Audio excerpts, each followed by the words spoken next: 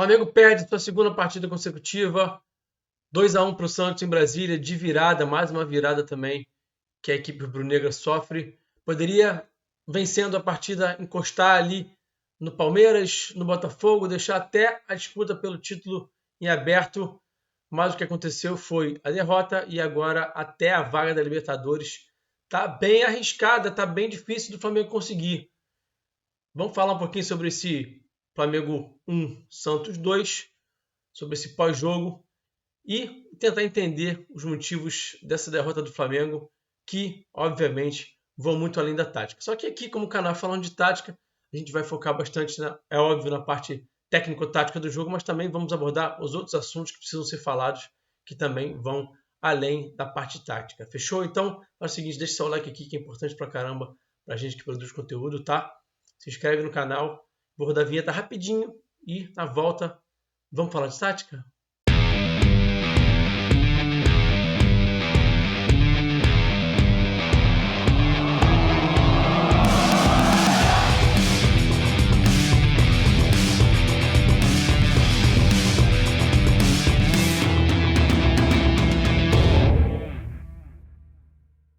Bom, o Tite não tinha o Pulgar e a partir dessa ausência do seu camisa 5, esse cara tão importante para a equipe do Flamengo, o Tite promoveu mudanças e foi para um 4-3-3, abriu o Luiz Araújo numa ponta, Bruno Henrique na outra, colocou o Pedro como referência e fez esse tripé de meio com Thiago Maia, Arrascaeta e Gerson. Então foi com Rossi, Wesley, Fabrício Bruno, Léo Pereira, Ayrton Lucas, Thiago Maia, Gerson, Arrascaeta, Bruno Henrique, Luiz Araújo e Pedro. E o Santos, como é que foi o Santos? O Santos também foi bastante mudado pelo técnico Marcelo Fernandes. Ele apostou em usar um time um pouco mais fresco, da turma que não tinha jogado no final de semana. Usou vários jogadores, mexeu bastante no time, aí botou um time um pouco mais fresh, né, como diz o Tite, né, um pouco mais fresco, para poder disputar bastante, ser bastante intenso e machucar o Flamengo, né, deixar o Flamengo desconfortável nessa disputa de intensidade, de força, né? Então, o time foi a campo com esse 4-4-2, João Paulo, Lucas Braga, Joaquim, Messias e Kevson, Rincon, Rodrigo Fernandes, Nonato, Jean Lucas, Júlio Furk e o Soteldo. A gente não vai perder muito tempo, vamos direto para as imagens, vamos analisar o que aconteceu nessa partida taticamente, tecnicamente e tudo mais a partir das imagens, tá? Então, vamos nessa. Bom, então o Flamengo mudou um pouquinho a sua estrutura de primeira fase de construção. Isso até confesso para vocês que me agradou, vocês sabem que eu critiquei aí essa primeira fase de construção do Flamengo com muita gente, 4+2 é muita gente. Então mudou para 4+1, adiantou um pouquinho mais. O Gerson fazia esse tripé, como eu falei para vocês, com o Maia sendo esse pivô à frente dessa linha de 4 com os dois zagueiros dos laterais e o Gerson e o Arrascaeta um pouquinho mais adiantado. Dá para ver bem nessa imagem aí agora o tripé, tá vendo? Maia um pouquinho mais baixo, o Gerson e o Arrascaeta tentando gerar a linha de passe aqui, tentando achar as costas dessa linha de marcação, dessa primeira linha de marcação do Santos. E aí o Flamengo circulava aqui a posse e atacava mais pelo lado direito, tá? Ou o Wesley conectando direto no Luiz Araújo para ele tentar um contra um, ou às vezes no Gerson, tá? Então, o Flamengo usou bastante esse lado direito com esses três jogadores, trocando bastante de posição. Vou falar um pouquinho mais sobre isso na sequência também, sobre essas trocas todas que o Flamengo promoveu dos lados do campo, especialmente no lado direito, tá?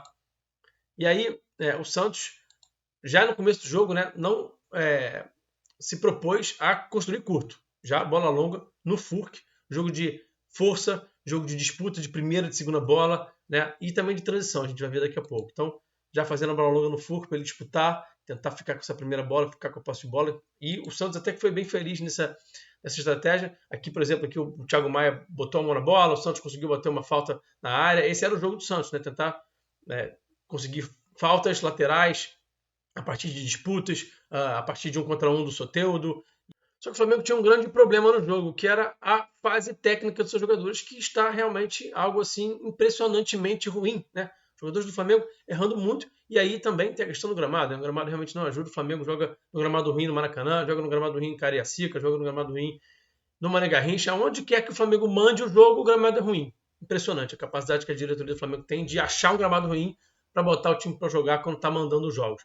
E aí, o Tite apostou muito as suas fichas nesse jogador que vai receber a bola aqui agora, né, que é o Luiz Araújo, né? Promoveu ele a titular, tinha feito gol contra o Grêmio. E eu confesso, eu também, né? Apostei muito as minhas fichas nesse jogador. Falei aqui sobre a dupla de ataque dele, possivelmente com o Bruno Henrique, até com a saída do Pedro, com a saída do Gabigol, sem ter um camisa 9.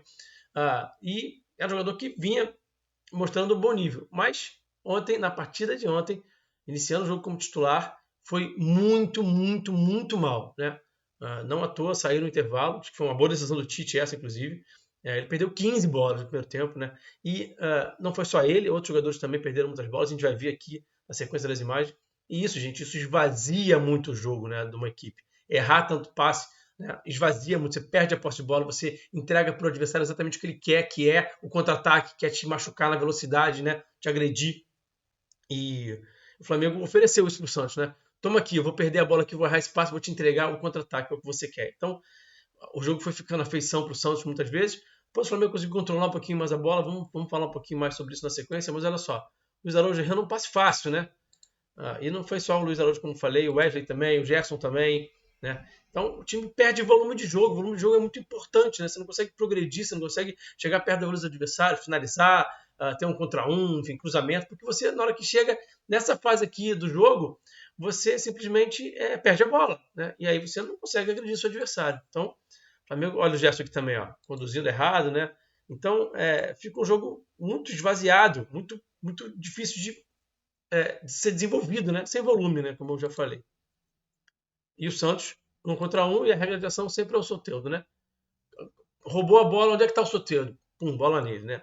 Ele é muito forte nesse 1 contra 1. Aqui o Flamengo vacilando aqui no escanteio também do Santos, se deixando ficar aqui nessa inferioridade numérica aqui, o Soteldo ganhando esse 1 contra 1 aqui do Arrascaeta, conseguindo fazer esse cruzamento da profundidade. Eu falei para vocês sobre isso no pré-jogo, né? Como é que o Soteldo tanto faz esse 1 contra 1 para dentro para fazer esse cruzamento de pé fechado, como também faz para fora, cruza de canhota, cruza bem, faz o cruzamento da profundidade. E o Soteldo machucou bastante o Flamengo, né? Aqui o lance que o Messias, perdão, o Joaquim, já podia ter feito seu primeiro gol na partida, né? Antes daquele gol lá que a gente vai ver no final, né? Desse vídeo aqui, que foi no final do jogo, né? A bomba lá que ele fez fora da área, ele já podia ter feito esse gol aqui, porque o Rossi saiu muito mal. E o Santos insistia muito nesse jogo de contra-ataque, o jogo pelas laterais, conseguia muitos escanteios e num escanteio machucou aqui. E só não fez o gol porque o Joaquim acabou errando aqui a direção da cabeçada. Estava, claro, né? Atrapalhado ali pelo Léo Pereira, mas foi um lance que o Rossi saiu muito mal.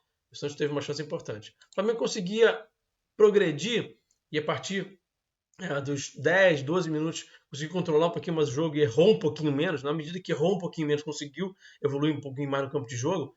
E aí conseguia alguma vantagem quando fazia isso aqui, ó. Essa diagonal aqui para achar um contra um aqui. Mas fez pouco, achou pouco esse tipo de jogada, buscou pouco esse tipo de jogada. E também quando achou, quando conseguia conectar, quem ficava nesse 1 contra 1 não tinha a vitória no duelo, né?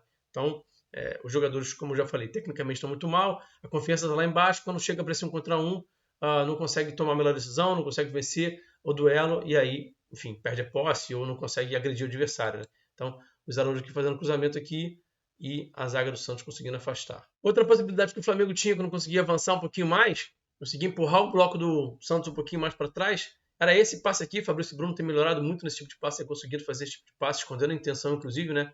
Esse passe dentro aqui, né? Então, o Luiz Araújo dentro, quando eu falei para vocês sobre as mudanças, sobre as trocas, né? Foi interessante essa dinâmica que o Flamengo promoveu ali do lado esquerdo, especialmente do lado direito, né? Perdão, seu lado direito, lado esquerdo do Santos, com Gerson fora, Luiz Araújo um pouquinho mais dentro. Daqui a pouco o Luiz Araújo estava lá fora para 1 contra 1, né? Com o pé na linha, o Gerson aqui no meio espaço e o Wesley estava progredindo também, ultrapassando. Então, essa dinâmica funcionou. O problema é que tecnicamente não acontecia, né? Por conta da fase técnica dos jogadores, que é horrível, né? E aí o Luiz Araújo conseguindo dominar essa bola aqui, ele sustenta bem esse duelo, conseguindo girar e conseguindo sofrer essa falta. E aí o gol do Flamengo, né? Uma jogada de escanteio, o Flamengo bate escanteio, tem uma raspada ali no primeiro pau, a Rasca bate bem fechadinho, tem uma raspadinha no primeiro pau ali, que eu não consegui, confesso que eu não consegui identificar qual foi o jogador do Santos que raspou nessa bola. Eu confesso a vocês que eu não consegui identificar, não foi o Léo que raspou nessa bola, eu acho que foi o Kevson, né? Agora, olhando aqui agora, em tempo real com vocês aqui, eu acho que foi o Kevson e o Pedro conseguindo escorar ali, fazendo um gol de bola rolando depois de 4 meses, né? Foi debaixo da trave? Foi, mas foi de bola rolando. E ele foi bem também ali, se antecipou bem, né? Entendeu bem onde é que a bola ia entrar e só escorou ali e foi bem no lance. Eu mostrei para vocês um passe do Fabrício Bruno para o Luiz Araújo ali em meio espaço, mais no corredor central, mais por dentro, né? A gente vai ver outro passe aqui agora do Ayrton Lucas também.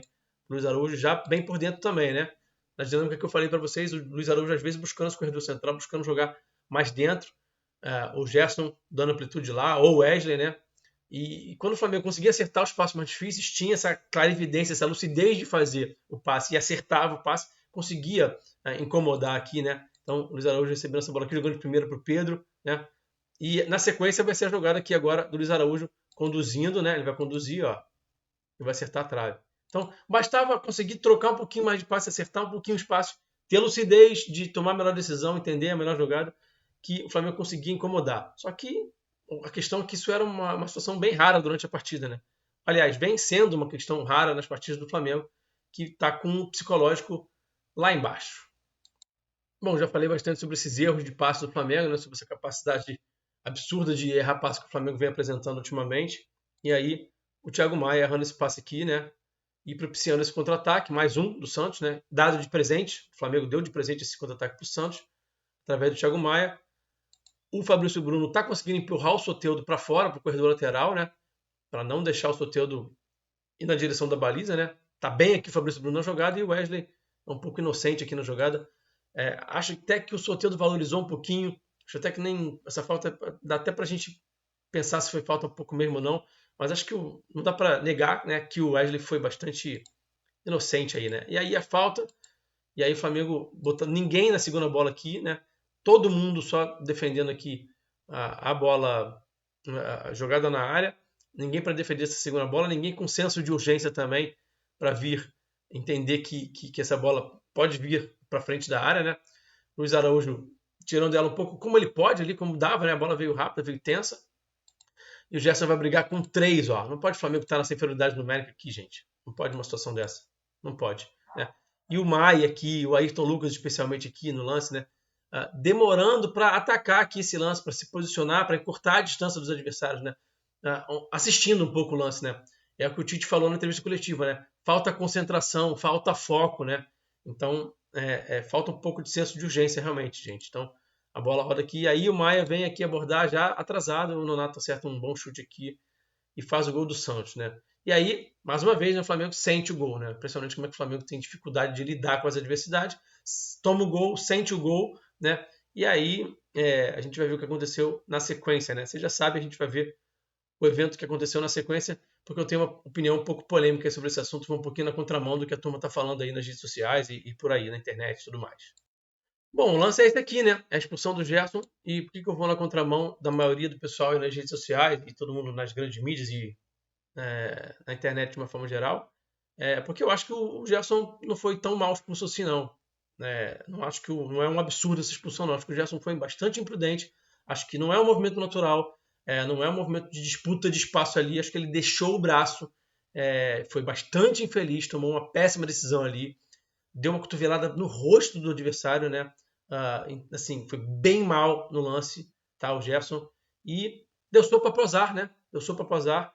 E dizer que a arbitragem tem responsabilidade na derrota do Flamengo por conta da expulsão do Gerson, eu particularmente sou bem contra essa opinião, tá? Não sou dessa opinião aí, não. O Flamengo ainda conseguiu incomodar nessa cabeçada aqui do Pedro, cruzamento do Luiz Araújo, no rebote na segunda bola que teve essa disputa aqui que eu confesso a vocês, cara, que eu vou olhar mais uma vez aqui com vocês, mas assim, eu não consigo identificar o toque do jogador do Santos. Eu até parei aqui um frame aqui interessante, mas eu não consegui identificar se há mesmo o toque, tá? Me pareceu que houve o toque, eu achei que a princípio havia realmente acontecido pênalti, mas eu não consegui identificar claramente esse toque. Confesso a vocês que eu não consegui identificar. Então, para mim ficou a dúvida, tá? Se houve realmente o trança-pé aí, né? Esse contato, a gente pode até ver de novo aqui, mas realmente, ó, o Bruno já está caindo, ó. Eu não consegui identificar esse contato aí agora, tá vendo? Não consegui perceber que há realmente o contato. Então, para mim, fica a dúvida aí desse lance, tá? Que escanteio para o Santos e o Flamengo de novo com dificuldade de disputar essa segunda bola, né? Muito afundada essa linha de defesa do Flamengo. E o Maia ainda tomando drible aqui, o Nonato, só que dessa vez ele errou a finalização, né? O Nonato. Aqui já é o segundo tempo, gente, é importante falar, né, que, obviamente, né, a expulsão condiciona muito o jogo, né? O Flamengo fica com 1 a menos e aí as coisas ficam muito mais difíceis, né? O Santos com um time forte, jovem, intenso, incomodando bastante o Flamengo. Nem tanto talento assim, se tirar aí o Soteldo, né, que é muito forte no contra um, jogador talentoso, mas com muita força, né, nas disputas em posição física e muita velocidade nos contra-ataques. Coloca o Mendonça aqui, né, para vir fazer esse lado esquerdo aqui para tentar machucar o Flamengo por esse lado esquerdo, dava amplitude pelo lado esquerdo, o Lucas Braga dava pelo outro lado, fazia às vezes essa linha de 5 aqui, a gente está vendo aqui esse 5-3-2 do Santos, né? E o Flamengo tentava, com um a menos, achar um caminho, né? E pelas laterais, e aqui o Flamengo teve uma das suas melhores chances já no início do segundo tempo, que foi essa tabela aqui do Arrascaeta, que ele vai muito bem, acha que o Mateuzinho acaba infelizmente não conseguindo rolar essa bola para a entrada aqui do Bruno, né? Para o carrinho do Bruno, para o Bruno só completar. Ele faz um chute aqui em cima do goleiro, né? Infelizmente, o Mateuzinho acabou sendo bem infeliz nessa tomada de decisão, ou impreciso, né? Talvez ele até quisesse achar o Bruno, mas ele foi impreciso. E aí essa foi, na verdade, acho que a grande chance do Flamengo aí no segundo tempo, né? E o Flamengo nesse 4-2-3 aqui que o Tite falou na entrevista coletiva, né? Que ele entendeu que realmente não funcionou, né? Ele admite que essa tentativa era uma tentativa de ter 3 caras mais à frente, para quando roubasse a bola, já achar esses caras, conectar nesses caras e tentar o contra-ataque, né? E aí vale a pena a gente falar um pouquinho das mudanças, né? Então ele bota o Vitor Hugo no lugar do Luiz Araújo, que vinha tecnicamente muito, muito, muito mal. O Mateuzinho também no lugar do Wesley, que também fez um primeiro tempo bem abaixo, né? E troca o centroavante, né? Ele opta por um centroavante de mais mobilidade, um cara que pode entregar um pouquinho mais na marcação também, né? A gente pode até discutir se não era mais válido ter o Pedro em campo, talvez, para o Flamengo forçar cruzamentos na área, ter esse jogo de força também, né? Já que tinha um jogador a menos. Seria uma estratégia válida. Também para o Flamengo esticar a bola longa, né? Com a hora que estivesse precisando, estivesse apertado, né? Ter o Pedro para ter essa opção. Mas são escolhas, né? Não sei se dá para dizer que o Tite errou tanto assim. Na minha visão, no jogo de ontem o Tite foi menos responsável do que no jogo contra o Grêmio, por exemplo, tá? A minha forma de interpretar. Então poderia de repente ter colocado o Cebolinha, né? E ter deixado o Bruno Henrique como centroavante e ter esse cara que ia arrastar, que ia conduzir a bola para esses contra-ataques. Mas essa foi a escolha dele. É difícil falar depois também que o jogo terminou, né? Sem engenheiro de obra pronta. Mas a verdade é que ele acabou optando por essa formação aí. Ele até admitiu que não deu certo esse 4-2-3 aí, né? E aí o Santos conseguia machucar o Flamengo nessa bola longa aqui, né? Usava muito esse tipo de lance aqui. Vamos ver de novo aqui. Por quê? Porque o Flamengo estava curto esse meio campo do Flamengo, né? Essa segunda linha de 2, né? Deixava muito espaço dos lados, né? Então o Ayrton tinha que cobrir muito o campo aqui. Então o Santos explorava essa bola atravessada aqui para o Lucas Braga, ou da direita para a esquerda aqui também para o Mendonça.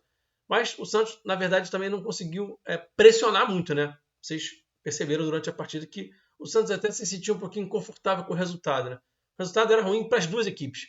Mas a verdade é que o segundo tempo foi até um pouquinho morno, porque no fundo, a impressão que nos dava assistindo o segundo tempo foi que as duas equipes até estavam, entre aspas, ali, conformadas com o resultado. Ou seja, ninguém querendo arriscar demais. O Flamengo pelo contexto de ter um a menos e o Santos pelo contexto de estar empatando fora de casa com uma equipe forte em tese, né? O Flamengo hoje em dia é forte só em tese, né?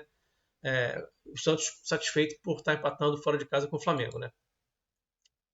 Aqui a gente está vendo o Rossi participando da saída de 3 aqui, o Flamengo fazendo essa saída com o Rossi, utilizando o Rossi. O Rodrigo Caio já em campo aqui como volante, né? O Júlio Furque tentando vir aqui se aproximar dele. O Santos fazia muitas vezes essa marcação com o Furque um pouquinho mais abaixo do Soteldo. O Soteldo tentava machucar os zagueiros ali, incomodar, e o Furque encaixava no volante, né? Para tentar esvaziar um pouquinho, mas não dava muito certo, não. O Flamengo conseguia progredir desde o primeiro tempo. É claro, com a menos isso ficou um pouquinho mais complicado. E aí fazia todo sentido ter o Rossi em campo, né? Para usar essa série de 3, né? Fazia muito sentido por conta da inferioridade numérica que o Flamengo tinha, né? De 11 contra 10. Usa o teu goleiro e você consegue potencializar um pouquinho mais a sua saída de bola.